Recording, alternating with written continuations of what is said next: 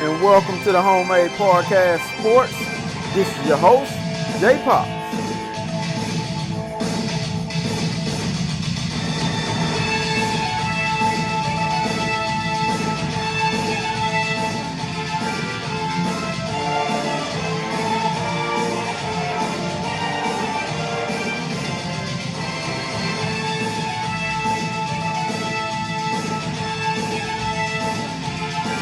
Welcome back to the Homemade Podcast Sports. This is your host, J Pops. Guys, we are now one, not two. Yes, we are. We're 2 days away. We're 2 days away from Saturday night football with the Texas A&M Aggies. We're getting closer and closer. But not only that, guys, we are 2 days away from SEC play, period. This is going to be an interesting weekend. We have waited, and waited. Guys, we have waited way too long. And now is the time for the SEC to start playing. In which, in fact, this was the conference that many people were waiting on. I know a lot of guys like to say, everybody's riding Alabama's coattail. Man, you can kill all that nonsense. Kill that BS. This is a conference in whole, okay? One of the toughest conferences out there, all right? So please believe everyone was waiting on the SEC. Every team may not be good in the SEC, but these are still all SEC teams, people. So anyways, we're 2 days away from the Texas A&M Aggies versus the Vanderbilt Commodores. I've already broken down to you the wide receiver depth chart. I've already broken down the running back depth chart and a couple of more other things. So on this latest edition of the Homemade Podcast Sports, guys, I'll be getting into some SEC predictions, who they predicted to finish first outright in the West. Of course, because that's just mainly what side we're on. But also who's predicted, to win on the East as well. But also, I just want to throw this out there for my last segment of players to watch. So I'm going to go ahead and put it on out there. I'm going to make this bold statement. And, hey, if you guys don't feel the same way, then like I always tell you, leave feedback, leave comments. Let me know how you guys feel. So this is during the A&M watch list. This is my watch list. The freshmen, the sophomores, and that's it. And on watch list, once again, the very last watch list will be those A&M freshmen at wide receivers, in which nobody believes in. The sophomores at wide receivers, in which nobody believes in. Our freshmen DBs, some that are going to come in. The sophomores on that defensive line, in which people fairly believe in, but they still don't believe that they're a real SEC team, okay? And later on, I'm going to get down to why I said that, all right? So, once again, the watch list, I'm going to bring it to you again. The wide receivers for Texas A&M, all of them. I mean all of them. The quarterback for Texas A&M, watch list. The O-line for Texas A&M, watch list. The D-line for Texas A&M, watch list. The defensive backs for Texas A&M, watch list. Watch for every single last person. Because I will tell you this. In the Vanderbilt game, we're going to find out a lot of details. And that's just only one game. Don't you get me wrong. This is only one game. The Alabama game is where we're going to find out a lot. Because that's week 2 matchup. In that game, I'm going to make a prediction. And also, I want you guys to give me some score predictions, as well as I'll make mine real quick. In that Vanderbilt game, first of all, my score prediction for that game: Texas A&M 41, Vanderbilt 3. That's a bold prediction. I'm going all out on that. Derek Mason, we're coming for you. Why? Because the simple fact that not only am I hearing that a lot of people believe in A&M, but they don't believe in A&M. Like I said, I'm going to get down to why I just said that. But a lot of people just believe that A&M does not have it. With only 5 opt-outs. 5. Hell, everyone acts like the whole team then opted out, or the half of the damn team then opted out, which is crazy to me. Only 5 opt-outs, and now everybody around the league believes that A&M just isn't that anymore as they thought it would be. What? That's crazy to me. What? That's crazy to me. All right. So, like I say, my prediction for the Texas A&M Vanderbilt game: Texas A&M 41, Vanderbilt 3. I may not be all the way correct on that one. Vanderbilt, hell, may have 10. But I believe one thing: Texas A&M will score over 35 points. I'm putting it at 41, and I'm going to ride on that. I'm going to ride on that.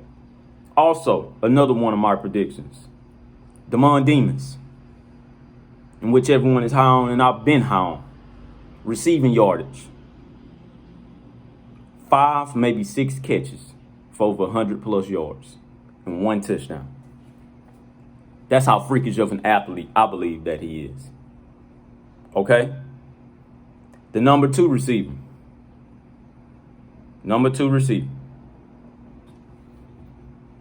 Watermeyer, tight end. 5 receptions, 60 yards, 1 touchdown. That's going to be the number 2, like a number 2 threat. Number 3 receiver, if he starts. Hopefully he will. Jalen Preston. I'm going to say that once again. Jalen Preston. Number 3. My prediction for him: 5 catches for 80 yards, 1 touchdown. I just gave Kellen Mond 3 touchdowns right there, passing. Also, Kellen Mond throwing for 275, 3 touchdowns, 10 rushes. I'm going 10 rushes for 80 yards, 1 touchdown. Isaiah Spiller, prediction card: 15 carries. Oh, we're going to run this ball a lot, people. 15 carries, 100+ yards, 1 touchdown. That's a lot of points. I just gave you 5 touchdowns. So what's that? 7 times 5. What's that, about 35? I just gave you about 35 points right there. 35. I'm believing in that prediction. I'm really, really high on it. I believe in that O-line, and I'm really, really high on it. Also, predictions, defensive back wise. We didn't make that many turnovers, but you can bet your ass this year we will. All right. Leon O'Neal, 1 interception. Jalen Jones, 5-star DB, 3 pass breakups. The guy that came from the JUCO ranks, Brian George. Oh yes, you can bet your ass he's going to be out there too. 4 pass breakups. This team is going to be a force to be reckoned with, man. Why? Because nobody believes in this team, man. Nobody believes in that team. I don't know why, but nobody believes in that team. That's the watch list for me.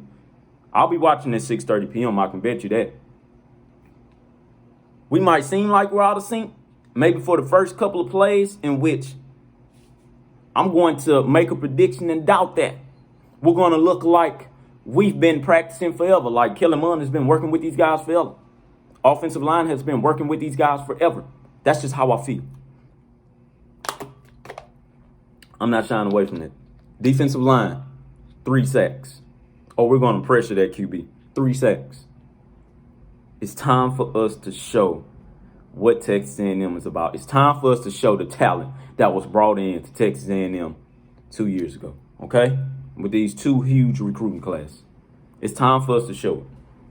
And damn it, it starts with Vanderbilt. Vanderbilt, my apologies to you. I'm not saying that you guys are not a good ball club. You're not going to put up a game. But damn it, we're playing for something. We're playing for something. Jimbo Fisher's 3rd year, we're playing for something. That's a national championship coach. Don't you guys forget that. Okay? I'm going to tell you like that again. That's a national championship coach. Don't you guys forget that. All right? This is a SEC roster like I told you guys the first time. All right? But anyways, let's go ahead and get on into it. So, like I stated, let me tell you guys about these predictions. And it's going to piss some of you guys off, but then again, some of you guys may just agree with it. I don't agree with it. I've been telling you guys that, and you guys know me. If you guys have been watching this podcast long enough, you guys know me by now. I don't agree with it. I'm going to break it down. So, all outright, the team that they're predicting to win it all is Alabama, of course. All right? I'm going to just throw that out there. Alabama is predicted to win the SEC, period. We've been hearing all this talk about Alabama. Anyways, they're the number 2 team in the country. All right? Like I said, either the number 2 or number 3 team in the country right now. We've been hearing all of that. Alabama is predicted to win the SEC outright, overall. Break it down to you. Number 1 in the West, predictions, Alabama. Number 2, LSU. Number 3, Auburn. Number 4, Texas A&M. Number 5, Ole Miss. Number 6, Mississippi State. Number 7, Arkansas.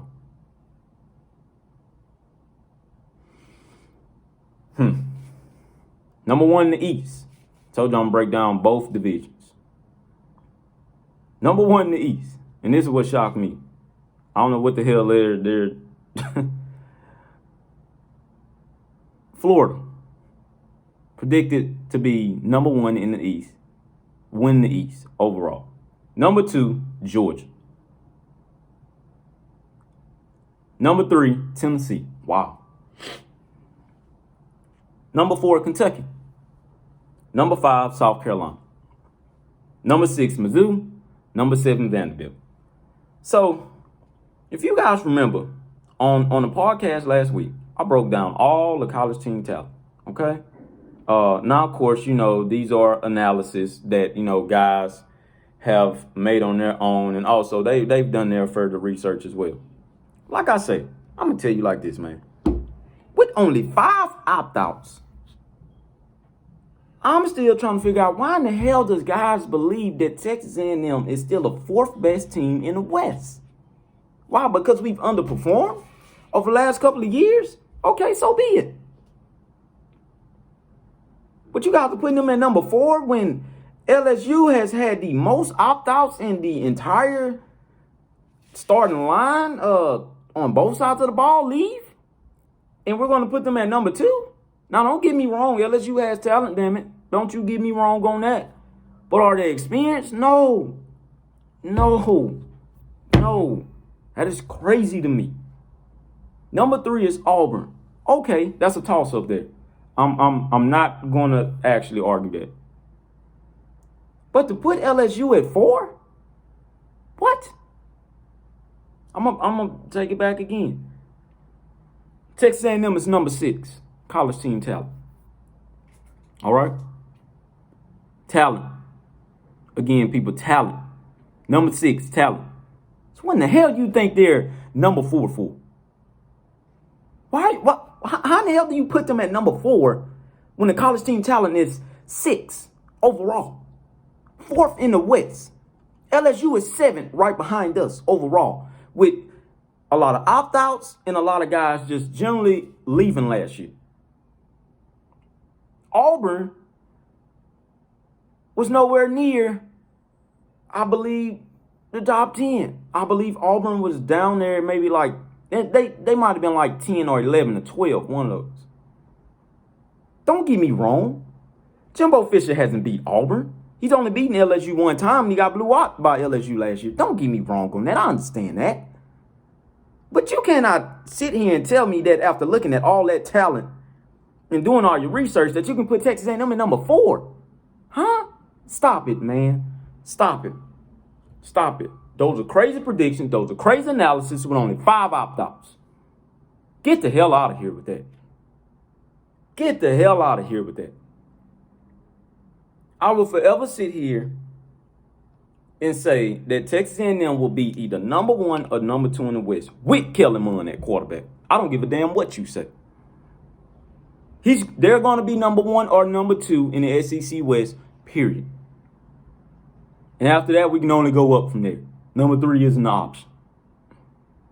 I'm going to say it once again, number 3 isn't an option. Am I putting pressure on A&M? No.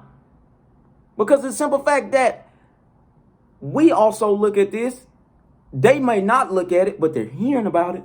They're hearing about it. You can best believe they're hearing about it. They're hearing that, man. They don't believe in it. Same thing that Alabama hears about. Same thing LSU is hearing about. They don't believe in us. They don't believe in us.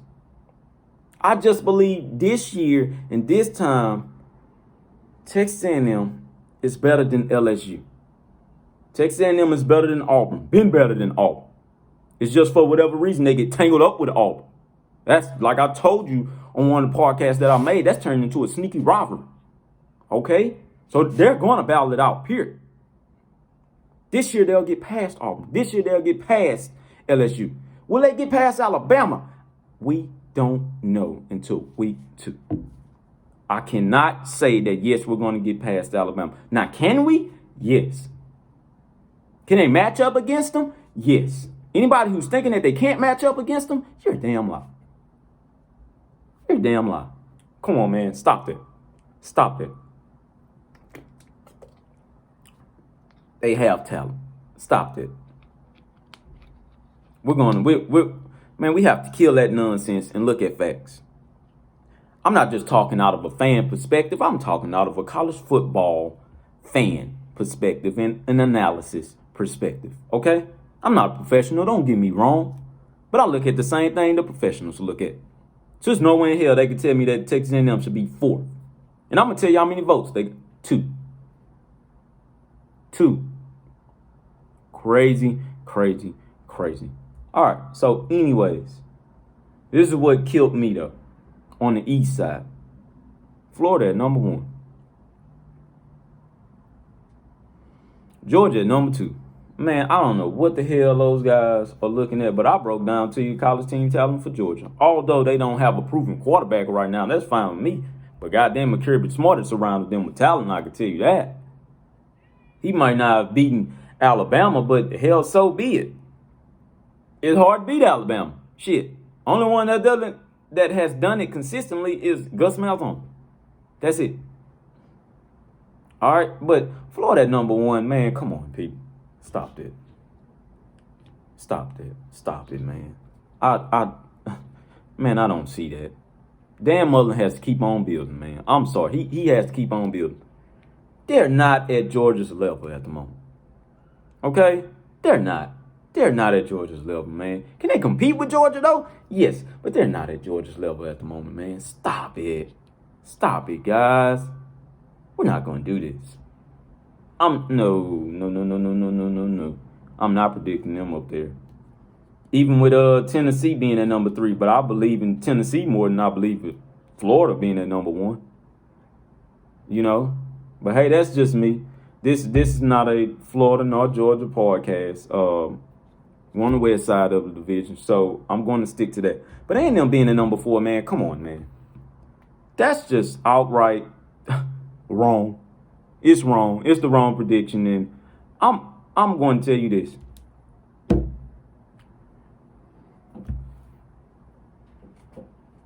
If we beat Alabama week 2, I want you guys to look for this podcast to come up immediately after the game. I'm not going to make a prediction yet until you know that next week, till we go into the week. But I'm very, very high on my predictions this year, and I'm very, very confident in my predictions that A&M will either go undefeated, 9-1, or 8-2. I'm very, very confident on that. And when that happens, you guys look for this podcast immediately. If they do not go on the record that I just told you, please give me all the flack you can. Kellen Mond will be a proven quarterback this year, and Kellen Mond will shock a lot of people.